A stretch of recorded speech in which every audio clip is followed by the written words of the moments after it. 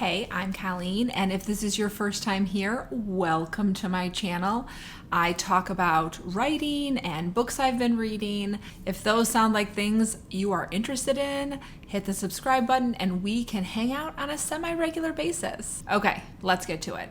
I have my nice cup of tea because we are having unseasonably freezing weather, and tea seems like a good thing when you're going to talk about all the horrible mistakes you made trying to indie publish your work.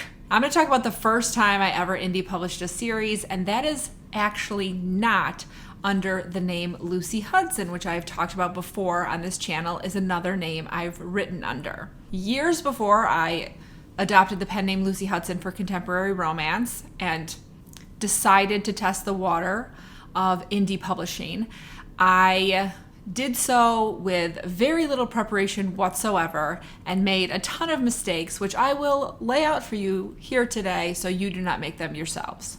A little bit of background on that other series that I wrote. It was a contemporary new adult fantasy, I would say. I did put the age range at over 15, so technically that is young adult, but it was about characters who were between the ages of 18 and 25, which is pretty much new adult. At that point in my life, I had already written to completion 2 other novels and queried them and was unsuccessful in querying them. As an older writer now, I'm not surprised they were unsuccessful because they had a ton of problems and way more problems than an agent would want to work with me at. But I decided against querying this series. I wrote it with the fact in mind that I was going to indie publish these, not try to traditionally publish them. At the time I was doing this, I was a mom to 2 kids. I had to remember for a little bit what exactly was going on in my life at that time. I was a mom to 2 kids. I wrote the first book when I only had 1 kid, and then I had a second kid and decided to publish them all 3 of the books in the series. But I had 2 small children at the time. My oldest was 2-ish. Yeah, my oldest was 2, and my middle child, who was the youngest at the time, was a baby. So now I have to admit what my pen name was and what the series was called and what the titles were so that you can actually make sure I'm not lying to you about these things. So my old pen name was Colleen Luddington. Colleen is my real first name, so it made sense to me to use a pen name with my real first name. Luddington, I don't even remember how I found that. I think I did a name generator or something and it came up. The series was called The Sister Witches, and 3 books in the series were released. They were Welcome to Witchhood, The Traveler Witch, and Playing with Fire. Now, let's talk about all the mistakes I made. Right off the bat, probably the biggest mistake I made is that I did no real research into what it meant to publish independently via Kindle. I knew going in I was only going to do Kindle. I wasn't going to do any hard copies of my book. I wasn't going to try and do Barnes & Noble. At the time, I didn't even know Kobo existed. I wasn't going to try to do iBooks. I was just really focusing on the Kindle. Now, I do have a family friend who's an extremely successful indie author via Kindle and mostly Kindle Unlimited. So I did have a long conversation with her about this all beforehand, about how to get into this. And I would say that all the advice that she gave me was advice that had worked for her when she started, but as we all know, these markets change constantly. So what worked for her didn't necessarily work for me. So I'm not going to go into any of the advice she gave me. It had worked for her when she had started, probably around, I want to say maybe 2011 was when she started publishing, but it was a lot earlier than I was. She did recommend I join this group that wasn't on Facebook. It was a independently run online group. And I tried to, because she said that everybody there had so much knowledge. I tried to join them. They said they were at capacity and they weren't accepting new members. And I just thought, oh well, I decided to publish anyways. That was a really big mistake because I made that mistake, not doing any research, led to so many more mistakes, which I'll go through now. The next huge mistake, number 2, which is really just a mistake on my part in terms of being a writer, nothing else, is that I didn't use any plot beats or outlines for any of the books in this series. I wrote it kind of with like vibes in my mind. I had like this idea of what I wanted the world to look like and what I wanted the characters to feel like and all that, but I didn't really have like a plot set out when I wrote any of the books in the series. When I was editing it in the end, I didn't move scenes around. I didn't delete whole scenes. I basically just line edited the whole thing, thinking that that was enough. So I would really say that the biggest mistake I made in terms of that is I didn't read any craft writing books before that. I had read one writing book before, which is called The Hero's Journey, I think. It might not be called that. I'll put a picture right here. But that was much more about character development, I thought, than actually plot development. And I think that if I had read Save the Cat Writes a Novel before I wrote this book, it would have been exponentially better. If I had the chance to go back and edit these books again, which I never will, I'm sure there are 1,000 things about the story alone that I would change. The third mistake I made was major editing mistakes, in so much that I did not hire an editor, which is fine. I'll talk more about the cost of an editor for indie publishing when I do my second video, which is about my second time going into indie publishing. But for this one, I didn't only not hire an editor, I didn't have a critique partner. I didn't have any beta readers. I had no one except 3 of my friends read this. And they basically gave me line edits and like, oh, you misspelled this word, stuff like that, which is really more the kind of thing you need after it's been heavily edited. I think I myself edited the book 3 times and then thought it was ready for publication, which it was not. The fourth mistake I made was really specific to me. And that is that I didn't finish writing the series before I started publishing. I'll go into why that was a mistake for me. I decided to publish book 1 sort of to give me a kickstart to write book 2, which that is not a good idea. So I published book 1, immediately had to write and edit book 2, and then did the same thing with book 3. This was supposed to be a quartet. You will notice I only mentioned 3 book titles. That is because after I published book 3, I got pregnant with twins, and I spent the next 3 months violently ill. This doesn't happen in every pregnancy, but it does happen in a lot of twin pregnancies where you seriously can't keep any food down and you can't, like, your life gets thrown out of whack. So I had 3 months of that, and then I started to feel a little bit better, but I was still pregnant with twins, with a 1-year-old and a 3-year-old. Then we moved. Then I went into early labor with my twins and I had to be on bed rest, which I thought to myself that bed rest was going to be this time where I actually got to finish writing this book. And it's not. It's kind of miserable. You don't feel good. It's really hard to write on a laptop with like a big twin belly. It's almost impossible. Then I gave birth to twins. And then about 5 months later, when I came out of the haze of all of that, I had no interest whatsoever in finishing this series. I had never outlined the 4th book, so I didn't even have like an outline to follow. I wasn't sure how it was going to end other than like happily. So that was a huge mistake for me. Now, I don't always follow that now. When I did my second jump into indie publishing, I did force myself to finish writing the first draft of every book in the series before I published the first one because I didn't want to run into that same sort of problem. Currently, the series I have coming out with City Owl Press in 2024, I have a contract for the first 2 books. It's a 5-book series.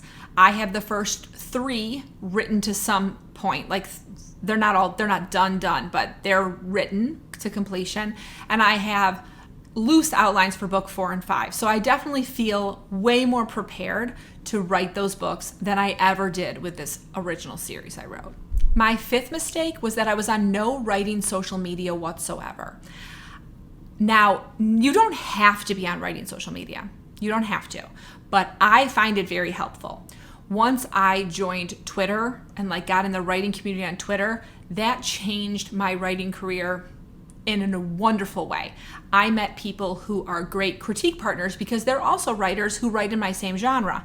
I met lots of beta readers who are the people that you can get to read versions of your book that aren't really ready for publication, and they can give you kind of a reader's perspective rather than a writer's perspective. I met lots of people who eventually became fans of my work, which was fantastic, and I had none of that this first time. The only thing I did originally was I made an author Facebook page, and I told my 5 closest friends about it, and they joined my Facebook group, but that was it. There was no other way I was going to meet other people. I didn't even put a link to my Facebook page in my books, in my ebooks at the end, that they could like click here to join my Facebook page. I didn't even have that in there. The next mistake, number 6, is sort of hand in hand with the no social media, and that is that I wanted to keep my author identity secret other than my close friends. And also, I will say that that's fine. I currently do not proclaim that I am an author. If someone asks, I will tell them. If one of my neighbors stumbles upon this channel, obviously I will tell them. But I don't make a big deal about being an author because I do find it kind of awkward to talk about what you write with people you know in real life. It's kind of strange, so I don't do it. But I will say, you can't not tell anyone. You can't keep your writing identity a secret and also have no online presence to find readers that way. Be very difficult to do both of them at the same time, and I don't know if anyone's ever been able to do it. Okay, my 7th mistake was my cover choices. I made my covers on Canva, and a lot of people can do that well. I have no digital design background. I'm not an artist. I found some royalty-free pictures on Shutterfly, I believe, and then I matched the fonts. So I'll put my covers up right here so you can take a look at them. And they're fine. They look like self-published books though. They don't look like real books. That's the hard thing. That if you want people to take your indie published book seriously, you need to make it look like it could be a traditionally published book. Again, there are digital artists out there who could do this amazingly well. I am not one of them. Look at the cover for The Traveler Witch. It's literally a picture of a bunch of dead trees. That's my least favorite cover. At least Welcome to Witchhood and Playing with Fire have some bright colors. That cover's awful. My 8th mistake was that I did not use Booksprout or NetGalley or any of the review sites to get reviews. Currently on Amazon, however many years it's been, this first book came out in 2016, so 8 years. All of these books have 0 reviews. They don't have 0 sales, but they have 0 reviews. No one's ever reviewed them, and that's a problem. I would recommend using Booksprout. I got some great reviews off there. You can do a free version of it, but if you want more reviews, you can pay it's like $10 a month to get some more reviews from them. That was definitely a better way to go to get people reading my book, get some good reviews out there. Even just any reviews, if they're not good, it's good to have some ratings rather than have nothing. My 9th mistake was that I did no marketing whatsoever, but I will say this is not a huge mistake, and I'll tell you why. I honestly had no idea how to do marketing then, and marketing is basically the reason why I'm not indie publishing anymore, and I am instead going the traditional route with my new series. And that is because marketing is expensive, especially if you don't know how to get a good return on the investment you put into it. So the fact that I did no marketing on these books meant that I didn't waste any money on them, but I also didn't get very many sales because no one saw the book. When I make my next video about jumping into publishing again, indie publishing again, I will talk about marketing and why it's such a struggle for me. My 10th mistake was the formatting. Oh my word, this is the one that gets to me the most because when you are putting a book on Kindle, you need to check the formatting to a T. There are lots of good sites you can find, which I did find when I published under Lucy Hudson, that will tell you exactly how to put in a table of contents for starters so the readers can click a chapter and jump to it. That's a huge one. Putting in links at the end of your book so they can buy your other books, so they can check out your website, check out your Twitter or your Facebook or your Instagram or your TikTok or whatever you're using to get people interested in you. I basically threw up my Word document and published it. I didn't even realize that you could preview it. Just to give you an example of that versus when I published the next time, when I knew I was going to publish a book, I would do it a couple weeks before, I'd pick a day. It would take me hours to get the formatting correct because you need to go through every single page and make sure something weird didn't happen, that there isn't some weird tab in the middle of the page. Or sometimes when you use italics, they get messed up, or if you put a list in the book, they get messed up. When I look at the first book, Welcome to Witchhood, there was a list somewhere and it messed up like 4 pages of the book. Looked terrible. My chapter headings looked terrible, and I didn't even know there was a way I could double check them, which is horrible. And the last and probably most important mistake I made, number 11, is that I didn't go in with a plan. I would recommend, if you want to be an indie author or any kind of author, that you make yourself a sort of plan. What am I doing with this? Is this my career? Is this a hobby? Is this something I want to make serious money off of? Or is this something that it's just important to me to get this book out there? If I'm going to be an indie author, what am I going to write for the next 2 years?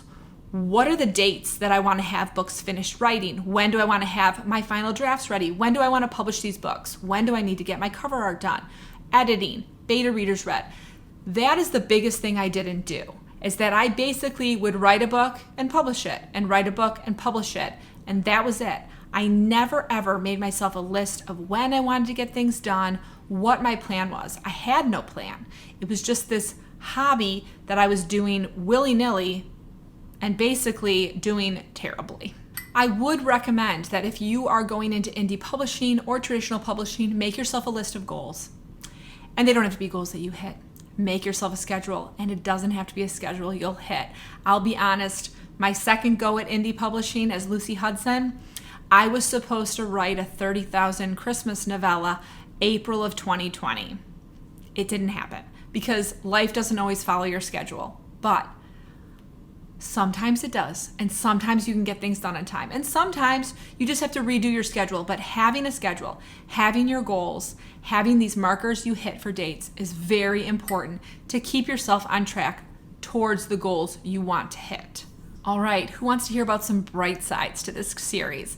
The biggest bright side is that because I spent no money on this series, I didn't buy a cover, I didn't hire an editor, I didn't have any marketing, nothing.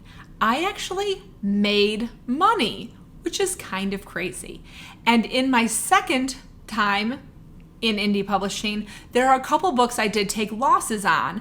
One purposefully, one I'm holding out hope will actually not end up being a loss because it's a seasonal read and every season I get another bump up. So fingers crossed this November. So because I spent $0 on this entire series, those 3 books combined made, drumroll please, $38.35 US dollars, which isn't much. That's not enough to cover my cover designer who I've used since then, but it's better than $0, right?